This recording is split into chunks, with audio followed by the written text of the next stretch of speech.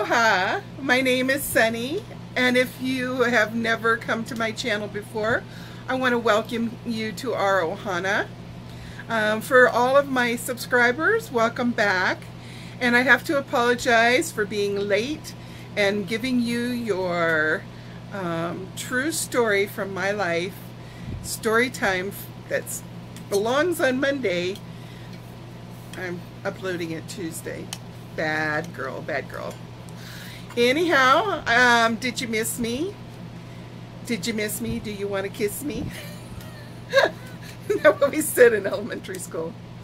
Okay, so anyhow, a little background. When this happened, I was in my early 20s, and now I'm not. And I was a little bit, kind of a lot of bit, hypochondriac, and I was a little bit obsessive. When anything was wrong, I was constantly checking. I wouldn't let it go. I wanted to give you that because that's going to be pertinent information in this story. So I had I had noticed that I had a lump in my left leg, in the calf. And let me put my water down for a minute so I can describe to you. It was about this big, like the size of a softball. And it was really hard. And it was in the middle of my calf. And I went to the doctor. And he goes, oh yeah, that's a tumor. And I was kind of sort of freaking out because I was there without my husband. I was just there all by myself and just a young woman. He said, okay, calm down. He said, he told me the name of the type of tumor. That name, if you would type it out with a typewriter, would be about this long. I don't remember it. It's still in my medical records, but I haven't seen my medical records in ages. So anyhow, he said it's this kind of tumor. They don't turn malignant, but we're going to have to cut it out of your leg because they cut off the blood circulation, and then you can get gangrene, and then you're going to have to lose more of your leg than just a big chunk out of it. So, and I'm kind of trying not to freak out, because when you're in your early 20s and a young lady, you don't want the thought of a big chunk of your leg being chopped out. So, especially since he had said, well, usually people that get one of these get them all over their body, and we have to continue to chop them out as they come. Was not an appealing thought. So anyhow, I go to my husband's office and I'm crying and I'm kind of freaking out. And back in those days, there were no cell phones, so it's not like I could have just called him. And I think he took the rest of that afternoon off, actually. And he came home and calmed me down. And at that time, we were attending a certain church. We went to the Wednesday night church service. And when they asked for anybody that wanted prayer requests, I raised my hand and I told them about the tumor, and that I just asked for them to pray that I would go through this experience with God's grace and be a good example to others of how God can help them through things. And so everybody prayed, and after our Wednesday night service, then we went upstairs to have coffee and desserts and fellowship. And one lady approached me and she said, well, what about divine healing? Because you know our church does believe in that. And I said, well, I really believe that God does and can heal people too, but I don't think he would do it for me. And in my mind, it was like little me, just, you know, unworthy me. And she said, well, listen, I had a tumor in my breast, and she said when they took me in to do the biopsy and to do exploratory surgery, they couldn't find it. It had disappeared. And so she says, don't count yourself out. So I kind of filed that away in the back of my head. And I was supposed to go 2 weeks later for him to measure how fast the tumor was growing, so he knew at what rate it was growing, and then he would be sending me up to Tripler Army Medical Hospital to have the surgery. So I got an appointment for 2 weeks, put that on the refrigerator with a magnet, and yeah, instead of being my normal obsessive hypochondriac person, for some reason I've totally forgot about it. I totally, for 2 weeks, I didn't think of it at all. I didn't reach down and touch it. It was as if it didn't even exist.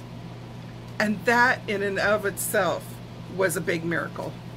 So anyhow, I had gotten a mosquito bite on my leg, and I was reaching down there and scratching the mosquito bite, and that's when I said, oh, honey, I forgot I was supposed to go to my 2-week checkup. Oh, I hope I haven't missed it. And then I said, wait a minute, and I'm scratching my leg. Wait a minute, I said, would you feel this and tell me, am I hallucinating? Is this like wishful thinking? To me, this feels way smaller. And he felt it, and he said, you are not imagining. He said, that's about half the size that it was. And I was totally freaking out. So I ran to the refrigerator and I said, oh, I wonder if I missed my appointment. Looked, and my appointment was going to be the next morning. I had not missed my appointment. So I know this sounds like you couldn't even write this in a movie. I mean, because people would say nobody would be like that. But it really, I promise you, I'm not exaggerating. I didn't even think to reach down and touch it again between waking up that morning and going to the doctor. I mean, the last time I touched it was that night when we had decided that it was about half the size. So the doctor starts to look at my leg, and he looks at it, and he feels it, and he feels it. And then he starts to feel my right leg calf. And I said, why are you feeling my right calf? He says, because I must have written it down wrong in your medical records, because I put it that it was in your left leg. I said, it was in my left leg. And he said, well, it's not there now.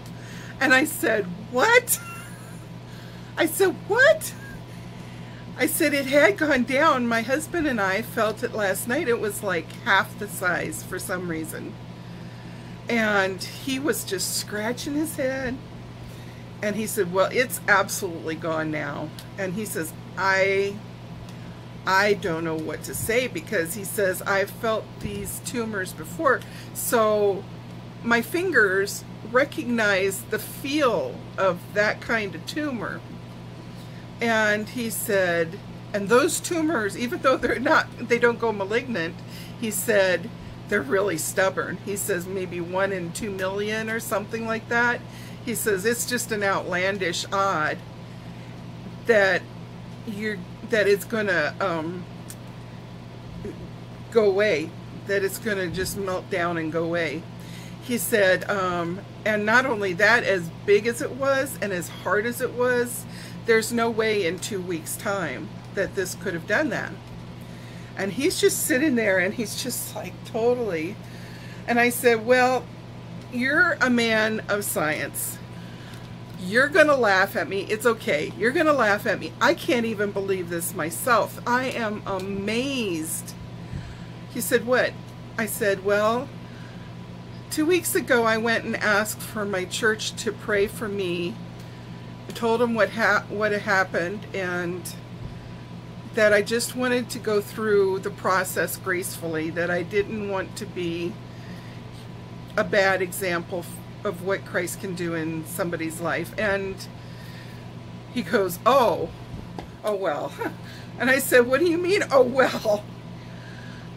You're not. He says, listen. He says, I've been a doctor for over 25 years. He says, there's things that us doctors see that we cannot explain. We know that something else is going on. We can't prove, we can't figure out, but we know something's going on. And he says, apparently somebody heard your friend's prayers. He said, I would suggest you thank them all. And he says, now come back in 1 month's time. The military medical regulations require me to check where a tumor has gone away. I have to check it every month for 13 months. I don't know if they still have that rule now, but you know, a lot of time has passed. Back then that was their rule. And he was a civilian doctor. Hickam Clinic at that time, they were low on doctors, so they had kind of contracted a couple of civilian doctors to come and work there, and he was a civilian doctor. And the regulation he was following was military regulation. So after about 6 more visits and the tumor still was not there, he laughed and he says, you know what, phooey on the military regulations. You're wasting your time, you're wasting my time when I could be with other people that need me. That thing is not coming back. And he said, don't need to make another appointment, you're good to go. So anyhow, that was my first really eye-opening experience that let me know that there was somebody. Well, I knew that God was there. That was not a question, but that I myself could receive such a touching gift of healing from God, that this one little young woman out of the millions and millions of people on this earth, that he bothered to touch me. And I'll tell you what, that kind of starts to give you a sense of that even though we're all important, a sense of self-worth, that if I'm important enough to God to do that for me, then I guess I'm okay. And I know not everybody gets their miracle that they want, and I don't know the answer why.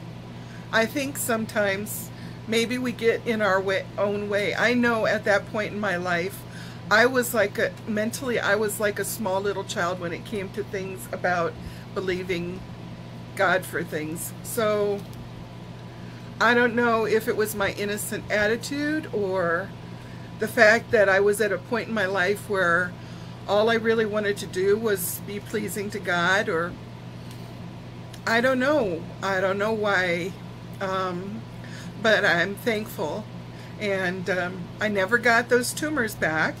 And so I guess it just was meant to be that this happened. And I'm so thankful that, and I always pray for other people. And yeah, just know that miracles can happen. I love you all. You are some of my miracles that I'm thankful for. And I hope you know how special each and every one of you are to me. I love you very sincerely. Okay, so I had to stop for a moment and kind of just regroup. So anyhow, I hope you enjoyed the story of my surprising miracle that I received. And I hope that everybody else out there gets the miracles that they need. So, anyhow, if you enjoyed this story, please leave a thumbs up. And also kind of do me a favor, and if you have to put it on pause and step away, and then maybe something happens and you have to come back later into a new YouTube and start to watch it over again to finish it off, check to see if the thumbs up is still marked, because some people have been telling me that they go back to watch it a second time or finish it up the first time and their thumbs up has disappeared and not been counted. So yeah, just see about that for me. And for the new people, if you would like to hit the subscribe button and the little bell, that would be awesome. We'd love to add you to our family. So I love you very much, and I'm going to be uploading 2 more videos this evening. So I look forward to doing those as soon as I hang up here. You know me, I think of this as my phone to you, so I'm going to hang up and I'm going to call you back on the flip side. I'll call you back over two other things that I've got up my little sleeve. See this little sleeve right here? I got 2 things up here. Okay, love you. Have a good night.